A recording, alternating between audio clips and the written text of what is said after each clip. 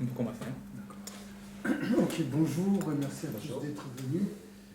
Nous avons le grand plaisir aujourd'hui de recevoir Mohamed Lamine Manga,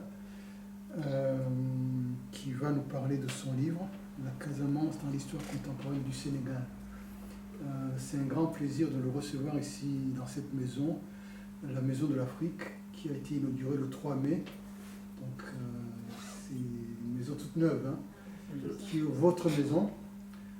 L'objectif étant de faire en sorte que ce lieu devienne un lieu de rencontre, un lieu où on parle de l'Afrique, un lieu où on réfléchit ensemble sur l'avenir de l'Afrique. Et je pense que Mohamed représente justement l'avenir de l'Afrique, c'est-à-dire l'éclosion d'une nouvelle génération qui peut renouveler la pensée sur l'Afrique et qui peut nous aider aussi à trouver des solutions, parce qu'il s'agit de trouver des solutions. Et la Casamance, c'est un des problèmes. Vous savez ce qui se passe au Congo aujourd'hui, dans l'Est, ce qui s'est passé au Soudan, ce qui se passe ailleurs. Il y a un problème réel. Quelle est la relation entre l'État et les populations? Quel est le lien entre les États et l'histoire de l'Afrique, l'histoire des sociétés? Parce que souvent on a des instruments qui ont été placés là à l'époque coloniale, qui ne correspondent ni à la sociologie ni à notre histoire, et qui deviennent des outils de contrainte, pour ne pas dire parfois des outils d'oppression. En tout cas, où les gens ne se retrouvent pas, ne se reconnaissent pas dans ces instruments-là. Est-ce que c'est la question de la Casamance? Je ne sais pas. Je suis complètement ignorant là-dessus. Donc peut-être qu'aujourd'hui, Lamine va nous aider à mieux comprendre cette question-là. Donc il y a son livre qui est là, je vous le recommande. Quand on écrit, c'est pour être lu. Donc il faut l'acheter pour le lire, parce qu'on écrit pour transmettre des choses. Voilà. Merci beaucoup, Lamine, d'être là. Merci à vous, M. Gakonzi. Merci beaucoup. Donc, bonjour tout le monde. Je suis très heureux de vous retrouver tous à Paris, une ville que j'aime bien, parce que Paris, quand on parle de Paris, c'est une ville où vraiment, c'est le monde de l'intellect. Les gens, on trouve des bouquins, et puis le fait d'échanger également dans un cadre comme celui-ci, c'est vraiment un prétexte à vraiment la réflexion par rapport à des problèmes. Et comme il l'a dit, quand on écrit, on souhaite être lu. Mais cet ouvrage, en fait, quand je commençais à faire des recherches pour en arriver à ce qu'il est aujourd'hui, c'est que c'était pour trouver vraiment des réponses à des questions qui me taraudaient l'esprit depuis mon jeune âge. La majorité d'entre vous qui êtes là, vous qui êtes de la Casamance, cette région du sud du Sénégal, nous avons tous pratiquement grandi dans un conflit qui est aujourd'hui trentenaire, et un conflit par rapport auquel l'État peine toujours à trouver une solution. Il y a des milliers de victimes, il y a des gens qui ont été tués aussi bien par les militaires, n'est-ce pas, l'armée, que par les rebelles. Mais ce que vraiment, j'ai trouvé au fond comme le fondement de cette crise-là, c'est qu'en réalité, c'est une crise qui n'est pas spécifique au Sénégal. C'est toujours le problème de la question de l'État-nation, de la construction de l'État-nation. Et ce n'est pas uniquement quelque chose qu'on retrouve en Afrique. Ici en France, il y a la question corse qui a prévalu. Et au Mali actuellement, avec le conflit qui est là, ça a également des relents, disons, ethniques. Parce que le peuple touareg, qui s'est senti vraiment discriminé par l'État malien, a également élaboré un discours, une construction narrative qui a mené un tout petit peu à la situation qui prévaut aujourd'hui, même si quelque part la question religieuse s'y est mêlée. Bon, pour le cas de la Casamance, je dirais tout simplement que, en fait, nous disposons de nombreux ouvrages sur la question casamançaise. Mais la majorité des gens qui ont écrit sur la Casamance, c'est surtout des linguistes, des sociologues, des géographes, voilà, et puis des ethnologues. Mais les historiens n'ont pas beaucoup écrit. Ceux qui ont écrit, ils ont surtout écrit sur la période coloniale. La période qui va de la proclamation de l'Union française, je dirais 1946 jusqu'à 82, n'a pas été beaucoup abordée. Et les gens, quand ils écrivaient souvent, les analystes, ils avaient surtout des clichés et des stéréotypes, parce que souvent il y avait ce semblant de parti pris. dans le monde universitaire sénégalais, ce qu'on note aujourd'hui, c'est que souvent, il y a cette tentative de déconstruire le discours du MFDC. Alors que du côté du MFDC, on tend également à déconstruire cette construction narrative qui a été élaborée par Senghor, qui voulait que le Sénégal soit juste une entité homogène, où toutes les religions, ou toutes les entités ethniques pourraient se retrouver. Ça a été une politique qui a été à l'origine de cet objectif que l'État s'était fixé, de parvenir à l'élaboration, à concevoir un nouveau type d'homme, l'homo sénégalensis. Et ce qui a fait que le Sénégal, jusqu'à une période, jusqu'à cette période-là, on est la vitrine de la démocratie sénégalaise. Parce que ça, c'est un travail que Senghor a réussi. Il a réussi vraiment à intégrer les différentes entités ethniques qui composent la nation sénégalaise. Et les gens oublient qu'au fond, le Sénégal, comme beaucoup d'autres nations beaucoup d'autres nations africaines, est le fruit en fait d'une construction coloniale. Si on regarde la carte du Sénégal, au fond, le Fouta était une entité qui était autonome. On a parlé de l'empire, le Fouta Toro, c'était un royaume. Il y avait également le Bundu à l'est, la Casamance qui faisait partie de ce qu'on appelle le Gabou qui regroupait la Gambie, la Casamance et disons une partie de la Guinée-Bissau et de la Guinée-Conakry. Et quand donc il s'est agi de construire cet État-nation, il a fallu vraiment regrouper ces entités. Mais ça, c'est le travail du colonisateur. Mais on se pose dès lors la question à savoir pourquoi le colonisateur a pu vraiment gérer de façon assez stable cette entité-là, alors qu'aujourd'hui, à l'époque postcoloniale, on peine toujours à, disons, créer ce ciment entre les différentes ethnies. C'est là où intervient la question des inégalités horizontales. Quand on parle d'inégalités horizontales, on l'oppose un tout petit peu aux inégalités verticales.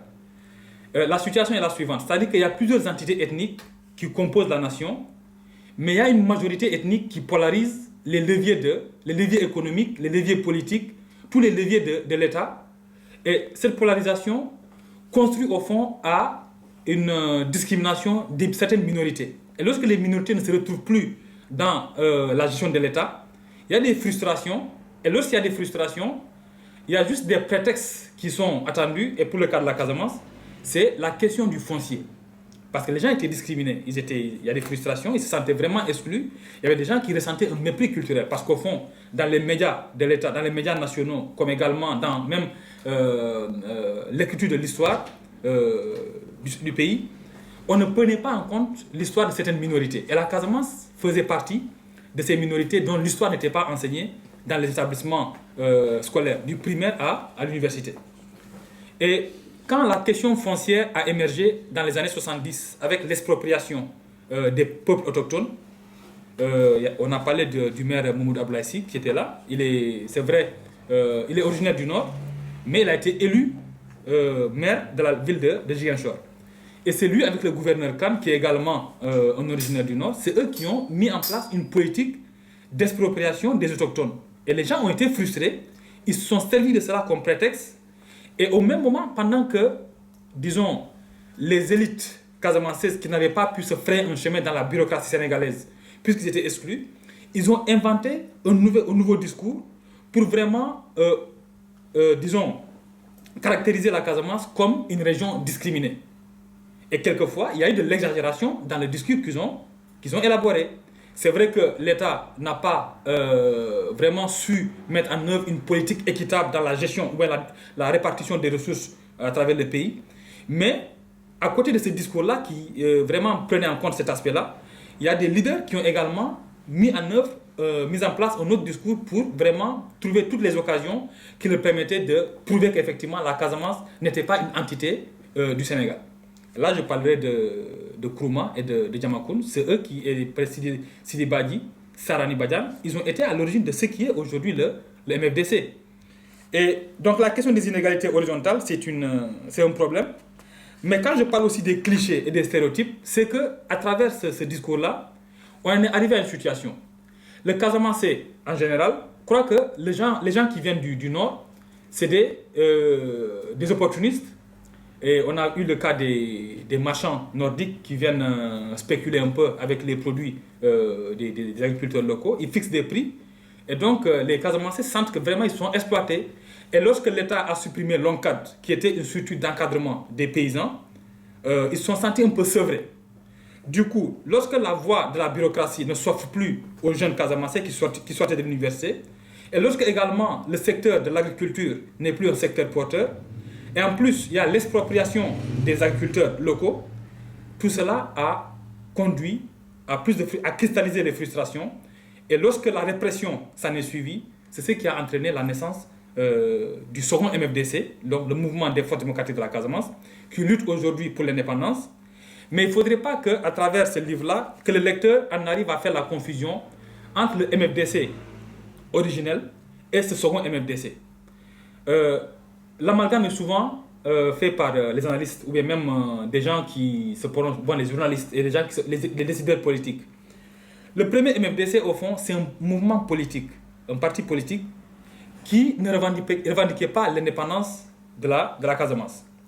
Et ce qui est étonnant, c'est que ceux qui ont initié ce mouvement en 1947, à l'origine, leurs parents ne sont même pas des autochtones. C'est des gens qui sont venus du nord du pays, du nord du Sénégal. Je citerai par exemple le cas le cas d'Ibou Diallo. C'est lui qui a pris d'origine et qui a pris l'initiative de créer le MFDC en 1947. Mais quand on remonte un tout petit peu à l'arbre généalogique de ce monsieur, on voit que son grand-père, il n'est pas de la Casamance, c'est quelqu'un qui vient de Kanel. Et que c'était un lieutenant de El Hadj Omar Tall, après la défaite du Massina contre les peuples du Massina. Donc ces jeunes du Fouta qui avaient suivi El Hadj Omar sont revenus au Fouta. Et c'est là que lui, il a reçu, il a reçu un message de certains gens qui lui auraient dit qu'il devait aller propager le message de son maître au sud. Et il s'est établi au niveau du port Pinet-Laprade, donc qui est là, en fait, qui est actuellement le musée d'histoire et de culture de la ville de Sédhiou. Il s'est établi là et Faidherbe, avec ses hommes qui avaient essayé de le déloger parce qu'ils trouvaient que c'est un lieu stratégique, ils n'ont pas pu. Et ils ont fait de Samba Aissata Diallo, donc ce monsieur-là, leur lieutenant. Et il a contribué à pacifier cette zone.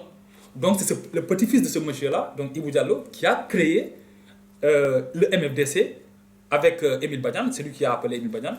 Et ils ont créé le MFDC en 1947. Et le MFDC, dans ses textes, disait clairement que son intention, ce n'était pas vraiment de compromettre l'intégrité territoriale du Sénégal. Ce qu'il voulait, c'est d'aligner les intérêts de la région par rapport aux autres régions, qu'en fait, il n'y ait plus cette discrimination. C'était pour défendre les intérêts de la Casamance dans le cadre du territoire sénégalais. Et on verra que ce MFDC-là va évoluer jusqu'en 1954. Et cette année-là, ils vont rejoindre le bloc démocratique sénégalais de Senghor. Donc en 1954, on ne parlait plus du MFDC qui avait été créé par Ibou Diallo et Émile Badiane. Ce mouvement-là n'existait plus parce qu'ils se sont retrouvés dans le BDS. Et du coup, ils vont représenter la section casamançaise de ce parti-là. Et on verra d'ailleurs que plus tard, ils vont jouer un rôle déterminant dans l'Union progressiste sénégalaise, qui est le parti-là qui a conduit à, disons, qui a œuvré à l'indépendance du Sénégal. Mais il y a une cristallisation qui va naître après, disons, les années 60. Parce que Senghor, quoi qu'on dise, c'est quelqu'un qui a mené une politique d'intégration de toutes les entités ethniques, religieuses et régionales du Sénégal. Et ce qui a fait que pratiquement on n'a pas eu de problème du genre avant le départ de Senghor du pouvoir en 1981. Mais on verra qu'à partir de la fin des années 70, au début des années 80, en plus de cette question de l'expropriation des terres des autochtones, il y a eu une situation qui a caractérisé l'ensemble des États de l'Afrique. C'est la politique, en fait, la mise en œuvre des programmes d'ajustement structurel. Les États africains sont trouvés en fait comme... voilà, les élites africaines ont fait face à une situation très difficile. Parce qu'il fallait, de par cette politique de conditionnalité qui avait été posée par la Banque mondiale et le Fonds monétaire international, s'astreindre à une politique de compression des chiffres dans la fonction publique. Et également, il y avait des secteurs qui étaient plus privilégiés. L'agriculture, par exemple, n'était plus encadrée. Les agriculteurs n'avaient plus de subventions. Et puisque la Casamance était en majorité constituée d'agriculteurs, les gens ne trouvent plus de débouchés. Ils ne trouvent plus vraiment ce moyen de d'écouler leurs produits. Et ça va encore, disons, cristalliser les sentiments de frustration. Et en 82, avec la fameuse marche-là contre les expropriations foncières également, parce qu'il y a des acteurs qui ont émergé. Donc des leaders du bas, comme on a tendance à les appeler. Donc quand on parle des leaders du bas, c'est des gens qui n'ont pas en fait un profil intellectuel assez élevé, mais qui ont tout au moins le baccalauréat ou bien qui ont fait quelques années à la fac. Et quand ils sortent, puisqu'ils ne trouvent pas de débouchés, ils ne parviennent pas à travailler, ils vont entretenir vraiment la flamme de ce nationalisme casamançais. Et ce qui a conduit à la marche de 82 et plus tard à la formation de l'aile armée du MFDC en 85. Mais la guérilla en tant que telle va commencer en 89. Et ça va vraiment atteindre le climax, son paroxysme, disons, dans les années 90, notamment entre 90 jusqu'à 98. Mais à partir de 98, ce qu'on note, c'est qu'en fait, il y a un factionnalisme dans le MFDC qui fait qu'aujourd'hui, il n'y a plus de cohésion. Il y a le Front Nord qui s'est mis en place et le Front Sud également qui regroupe l'essentiel des jeunes du FONI et disons du CASA, alors que le Front Nord regroupe pour l'essentiel les jeunes du Boulouf.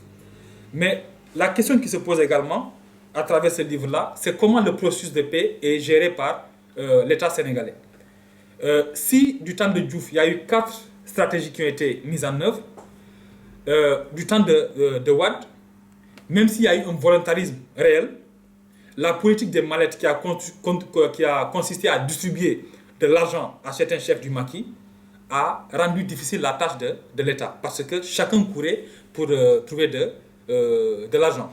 Et donc l'argent est devenu une pomme de discorde au sein du MFDC. Alors que les 2 premiers cessez-le-feu qui ont été signés du temps de Diouf l'ont été par tout simplement les stratégies qui avaient été mises en œuvre étaient quelque part des stratégies un peu plus appropriées que celles que l'on voit actuellement. Diouf, ce qu'il a implémenté, ce qu'il a mis en œuvre comme stratégie, c'était d'abord de diviser pour mieux régner.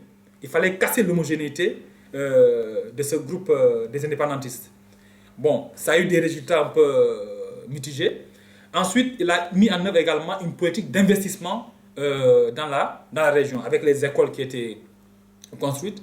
Et même l'université de Ziguinchor actuellement qu'on a là, c'est un programme qui avait été mis en œuvre, qui avait été élaboré du temps de Diouf. Et ce qui a fait que le taux de scolarisation en Casamance également est devenu beaucoup plus important.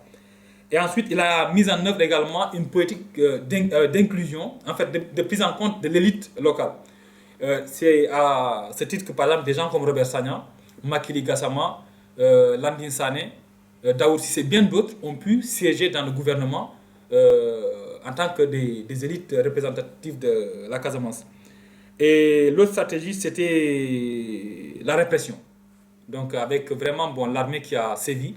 Et là, c'est là également qu'il faut reconnaître la validité des rapports qui ont été élaborés par Amnesty pour un tout petit peu montrer qu'il y a eu comme une sorte de déni de justice par rapport à la question casamançaise. Parce que les gens ont été également éliminés, aussi bien par les rebelles que par l'armée, sur la base des dénonciations qui, au fond, ne tenaient à rien. Voilà, donc le livre, au fond, vous trouverez qu'il y a beaucoup de questions qui sont abordées. Vous pourrez également le trouver, parce qu'en fait, là, ils n'en ont pas assez. Donc, je vais vous donner la parole et s'il y a des questions que vous avez envie de poser, vous pouvez les poser et puis on peut terminer un débat, quoi. Mais au fond, c'est ça. Donc, c'est la question des inégalités horizontales, le problème de construction de l'État-nation et également les constructions narratives qui sont mises en œuvre par une élite en quête de légitimité qui ont conduit au fond à ce conflit-là. Mais je continue à penser qu'il y a une possibilité de régler ce conflit-là, parce qu'il n'y a pas de problème sans solution.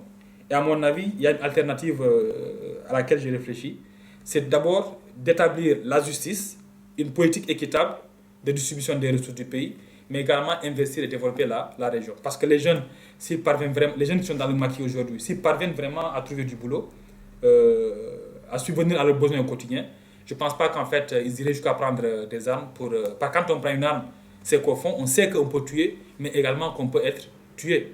C'est qu'ils ont juste pensé qu'ils ont protesté, ils ont utilisé toutes les voies pour se faire entendre, ils n'ont pas été entendus, et finalement, ils ont pris la voie des armes, avec tout ce qu'il y a eu comme construction narrative, comme exagération, mais également comme manquement également de la part de l'État.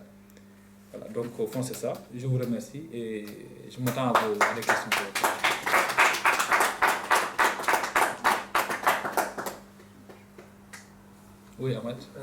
beaucoup, M. Manda. Je te remercie parce que je t'ai connu à Dakar, donc je vois quand même que le parcours il est quand même très intéressant. Donc je te félicite quand même pour tout ce que tu as fait.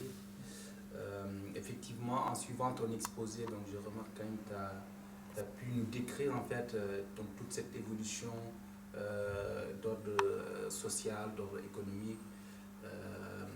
Alors les causes qui ont été à l'origine de ce conflit-là.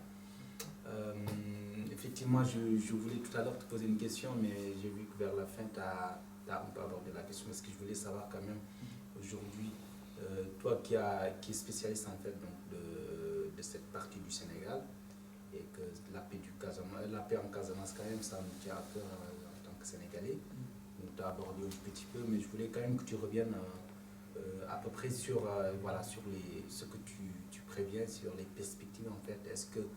Est-ce qu'à ton avis aujourd'hui, est-ce qu'avec les stratégies que veut mettre en place le gouvernement de Macky Sall, et aujourd'hui avec l'évolution du MFDC, est-ce que concrètement, quelle solution peut-on préconiser en fait quoi? La deuxième question serait surtout de savoir, est-ce que si réellement le mouvement MFDC en fait, est-ce qu'il est représentatif vraiment des Casamançais? Merci Amat. Au fond, je crois que par rapport aux stratégies, ce qu'il faudrait reconnaître par rapport au rôle de l'État en Casamance, c'est que la volonté politique de mettre fin à ce conflit-là a toujours existé. J'ai parlé des stratégies qui ont été abordées, mais en fait, je pense que le problème en Afrique, en général, c'est que quand une politique est mise en œuvre, il y a un problème de planification. Il faut savoir planifier, trouver des stratégies, avoir une vision politique, et également savoir impliquer les acteurs appropriés dans la gestion des conflits. Bon, j'avais préconisé un tout petit peu ce que moi je pensais qui pouvait contribuer à trouver une solution. Je me disais que, bon, parce que c'était à la RFM, la radio qui est à Dakar, de Sundour, et je leur disais que, quand le journaliste m'a posé la question, je dis qu'en fait ce conflit-là peut être réglé, parce qu'il y a eu beaucoup d'autres conflits qui ont été là. Le cas de la Corse. Les Corses, à un moment donné, se sentaient beaucoup plus proches des Siciliens. Et quand on fait une étude comparative avec la Casamance, les Casamancés, en général, qu'est-ce qu'ils vous disent? Ils se sentent beaucoup plus proches, disons, des Bissau-Guinéens et des Gambiens que de leurs congénères du nord du pays. Mais c'est parce qu'il y a un déterminisme naturel qui est là, avec l'enclavement, qui fait qu'il y a un cloisonnement qui conduit à un repli identitaire. Donc, tant qu'il y a ces situations-là d'enfermement dans ce cadre, disons, géographique, mais les gens auront du mal vraiment à se défaire de cette idée qui consiste à dire que voilà, l'État sénégalais ne veut pas contribuer au développement de la région. Si les Casamancés parviennent par exemple à regagner le nord du pays et à pouvoir bénéficier des avantages économiques, des avantages administratifs et politiques que l'on trouve dans les centres urbains du nord du pays, je pense qu'au fond, cet identitarisme que l'on vit au niveau local pourrait vraiment se dissiper et conduire à une intégration des peuples du Sud dans l'ensemble sénégalais. Et comme stratégie, je pense que, comme je vous l'ai dit, il n'y a pas mille solutions. Il faut juste établir la justice. Parce qu'en fait, ce qui se passe actuellement, il y a eu des crimes en Casamance. Il y a des milliers de personnes qui sont tuées. Pas uniquement par l'armée. Je reconnais que, par exemple, quand on a tué des gens à un moment donné sur des bases ethniques. L'armée, quand on prenait quelqu'un sur la base d'une dénonciation, il y avait une liste au niveau des checkpoints. Qu'est-ce qu'on faisait? Vous venez, on vous prend, comment vous appelez, Mohamed Lamine Manga, on voit sur la liste que voilà, il y a le nom de ce monsieur-là, on ne cherche même pas à comprendre. On vous prend, on vous exécute. Combien de personnes ont été exécutées au niveau du pont de Niambalan, à l'EATA? Des gens qui ont été exécutés, enterrés dans des fosses communes. Je vous parlerai d'un cas. Il y a un monsieur qui est un agriculteur, il est dans l'arrondissement de Niassia, il y avait un sous-préfet qui était là.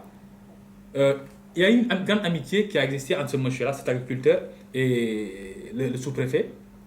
Finalement, qu'est-ce qui se passe? Le sous-préfet est allé, il faisait du parc. Bon, les fonctionnaires, on sait comment ça se passe. Il était à court d'argent, il allait emprunter de l'argent auprès de cet agriculteur, qui était son ami.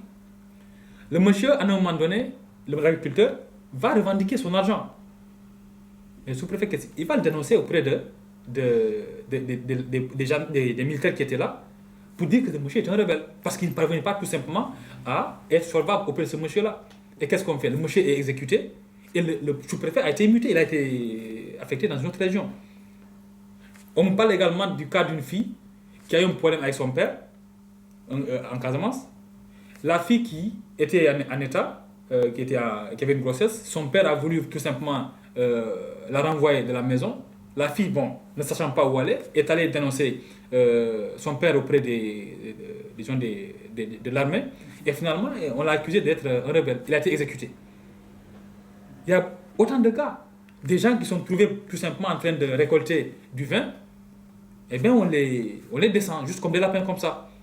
Comme également des indépendantistes, des gens supposés appartenir au MDC, ont tué des Nordiques dont le nom était Ndiaye, Diop ou Gay, tout simplement parce qu'on se disait que c'est des gens du Nord. Donc c'est des constructions narratives qui ont cristallisé l'attention et qui ont conduit à ce type de problème.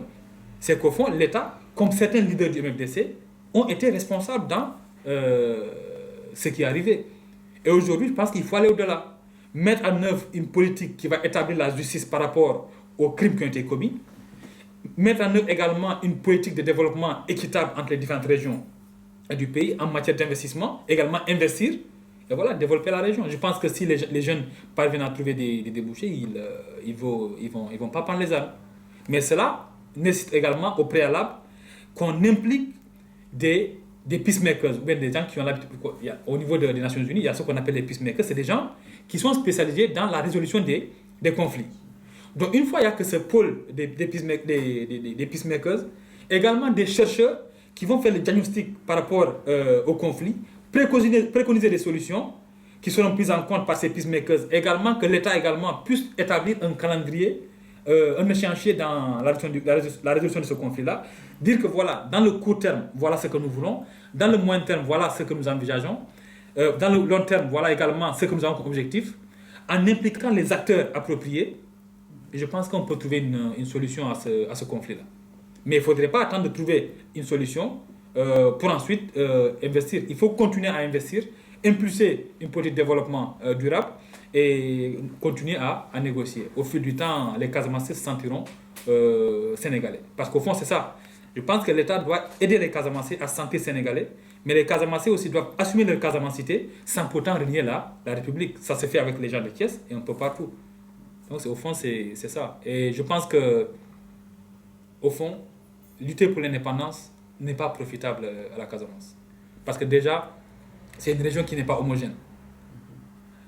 Les Diola même, au fond, entre les gens du Boulouf, les gens du Foni, les gens du Kalunaï, les gens du Kassa, c'est pas homogène. Donc, les Mandingues de la moyenne Casamance, les Peuls du Fouladou dans la haute Casamance, au fond, s'il y a indépendance, qui va diriger, qui va accepter de se faire diriger? C'est ça le problème.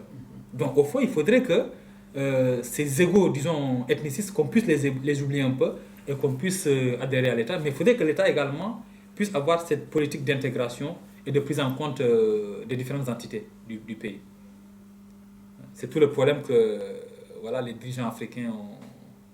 C'est ce problème-là qu'ils doivent faire face.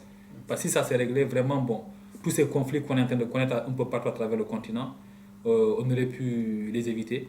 Et il y a moyen d'y mettre fin. Il faut juste la volonté politique et des stratégies et une planification. La deuxième question, c'était quoi encore? La représentativité de... Voilà, si vraiment si le mouvement est représentatif de la Casamance. Bon, en fait... Est-ce que tous les Casamancés, finalement, est-ce que se sentent... Non, on ne peut pas dire que tous les cas... Parce que ce mouvement, en fait, dans les années 80, dans les années 90, avait un soutien populaire. Ouais. Mais après, ce soutien-là n'a pas continué. Parce qu'il y a des combattants qui sont également mis à commettre des exactions contre leurs propres frères. Il y a eu des femmes qui ont été violées, par exemple, qui ont été réduites en esclavage sexuel, par exemple, par certains combattants. Ça a entraîné une frustration et une démobilisation. Les gens qui soutenaient les MFDC n'ont pas continué. Bon, certains membres du MFDC ont tenté de corriger cette erreur-là, mais ça fait qu'en fait, cette solidarité qui existait au départ ne continue pas. Et également, au départ, on retrouvait dans le MFDC des Peuls, des Manjak, des Mankagnes, en plus des Diola. Mais aujourd'hui, ceux qui combattent le plus, c'est des Diola. Même si on continue à croire qu'il y a quelques éléments qui sont aussi issus des autres ethnies, mais ceux qui continuent à combattre le plus, c'est c'est des Diola. Donc, dire que le MFDC est représentatif de toute la Casamance, je ne pense pas. Mais au moins, le mouvement-là est l'expression d'une frustration qui est née de la mauvaise politique mise en œuvre par l'État. Et également, bon, disons, d'une exagération par rapport aux faits qui ont eu lieu de la part de l'élite dirigeante du mouvement lui-même. Est-ce que certains pays de la sous-région peuvent jouer un rôle pour la résolution du problème, en fait, comme la Gambie ou la Guinée-Bissau? Oui, je pense qu'en fait, ces pays peuvent intervenir. Mais pour moi, la Gambie comme la Guinée-Bissau ont toujours été impliqués. Et quelquefois, il y a un jeu de pouvoir, un jeu d'influence dans la sous-région qui a conduit certains chefs d'État à appuyer un peu le MFDC. Parce tout simplement, ils voulaient un tout petit peu contester ce leadership que le Sénégal avait. Et on sait également que entre Yaya Jammeh, par exemple, Yaya Jammeh de la Gambie et Abdoulaye Wade, c'était pas il n'y avait pas vraiment une entente, quoi. Et donc, dire que ces pays-là peuvent jouer un rôle, c'est vrai, je pense que ces pays peuvent jouer un rôle, mais je pense qu'en fait, ces pays ne peuvent jouer qu'un rôle d'observateur et de facilitateur par rapport à la résolution du conflit. Parce que, au fond, on les a toujours impliqués, mais ces pays n'ont pas aidé au règlement de... Parce que les rebelles, par exemple, quand ils commettent des actes, ils vont également trouver du soutien, soit en Gambie, soit en Guinée. Parce qu'au fond, il y a des familles qu'on retrouve de part et d'autre. Il y a des gens qui sont nés en Casamance, mais qui ont également des familles en Gambie, comme en Guinée-Bissau. Vous n'allez pas voir votre frère en train de fuir la mort, et puis ne pas lui ouvrir vos portes. Donc c'est au fond ça. Mais le rôle, en fait, je pense qu'il faudrait juste limiter le rôle à un rôle de facilitateur, d'observateur, et plutôt impliquer des gens qui sont spécialisés dans la résolution des conflits. Il faut vraiment des gens, parce que ce que Wade a fait, c'est quoi? Quand on voit des gens comme, je ne vais pas citer des noms, mais il y a des ministres qui n'avaient même pas le profil, encore moins l'expérience en matière de résolution des conflits, qui ont été impliqués. Qu'est-ce qu'ils faisaient? Donc, ils distribuaient des mallettes. Et qui nous dit que cet argent-là n'a pas servi à d'autres fins? Et c'est devenu encore une pomme de discorde. Aujourd'hui, l'État ne sait même pas avec qui il devrait discuter. Parce qu'il y a l'aile militaire dirigée par Salif Sadio, qui est plus représentative au sein du MFDC, mais il y a également des gens comme César Atoute-Badiate, et disons, j'oublie son nom là, il y a un autre du Maki. Donc, ce sont ces gens-là qui dirigent des jeunes. Et chacun voudrait vraiment tirer la couverture de son côté. Hein? Non, pas comme Kamougué, maintenant, il n'est plus dans le maquis. En fait, il joue le rôle de facilitateur. Hein? Mais c'est un Diatta également. J'oublie juste, j'ai le même mentionné. J'oublie le nom, c'est un Diatta. Ousmane Niantan Diatta.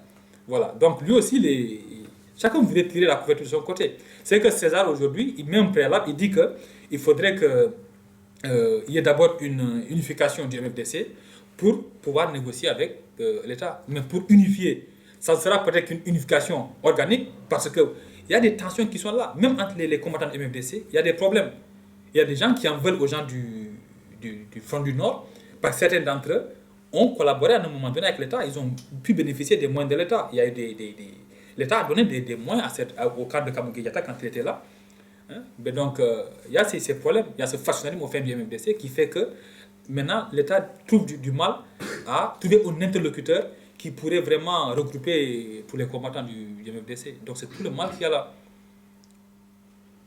Et d'après quoi, est-ce que les MFDC sont infiltrés par des bandits qui veulent saboter le mouvement, en fait? Non, je pense qu'en fait, au niveau de la Casamance, si on voit un peu ce qu'est devenu la rébellion, les exécutions actuellement, en fait, de la part des rebelles, ce que les rebelles font souvent, c'est quoi? C'est que actuellement, ce sont des coupeurs de route. Ils viennent au niveau des routes, ils prennent vos biens, mais au fond, actuellement, pratiquement, ils ne tuent plus.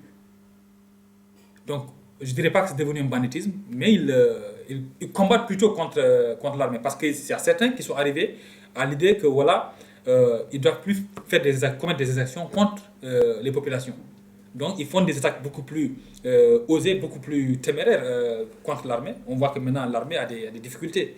Parce que les MFDC est parvenu à trouver de l'armement vraiment sophistiqué. Donc, voilà. Mais ce n'est pas comme dans les autres pays où, par exemple, il y a des viols vraiment qui sont commis contre les femmes ou les jeunes filles, comme au Congo, ou bien quand on tue des gens par centaines, ça, ce n'est pas le cas en Casamance. Peut-être que c'est les réalités culturelles et sociologiques du milieu qui le déterminent, mais c'est un peu différent, quoi.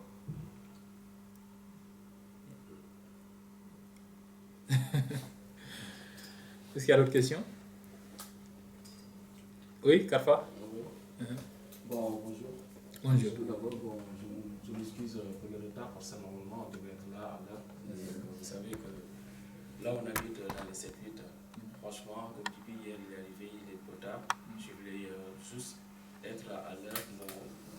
Le début du thème, franchement, ça me paraît tellement intéressant que j'avais même pas réalisé. Ça fait longtemps que je n'ai pas vu ce thème. Mais enfin bref, je sais qu'en parlant de la Casamance, parce que nous venons tous de la Casamance.